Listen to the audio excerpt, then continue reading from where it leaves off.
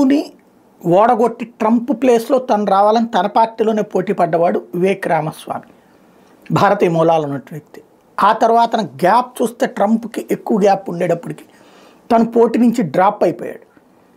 ఆ తర్వాత ట్రంప్తో కలిసి పనిచేయడానికి సుముఖత వ్యక్తం చేశాడు. యాక్చువల్గా వైస్ ప్రెసిడెంట్ అవుతారని అందరూ భావించారు.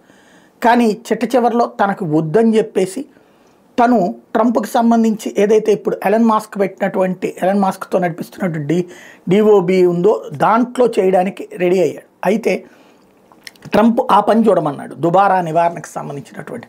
అయితే ఎలన్ మాస్క్తో కలిసి చేసేదానికంటే తను ఇండివిజువల్గా ఎదగడం బెటర్ అని భావించాడు. ముందుగా దానికి తగ్గట్టుగా ఎలక్షన్కి ప్రిపేర్ అవుతున్నట్టు ప్రకటించాడు. ఓహియో రాష్ట్ర గవర్నర్గా తాను పోటీ చేయబోతున్నట్టు నిన్న అధికారికంగా ప్రకటించాడు. ట్రంప్ కూడా దాన్ని ఎండార్స్ చేస్తూ నాతో పోటీ పడ్డటువంటి వివేక్ రామస్వామి ఇప్పుడు ఈ స్థానంలో గెలవాలని కోరుకుంటున్నాను, ఆయన ఒక స్పెషల్ చాలా మంచి వ్యక్తి అన్నటువంటిది ప్రశంసిస్తూ వచ్చారు.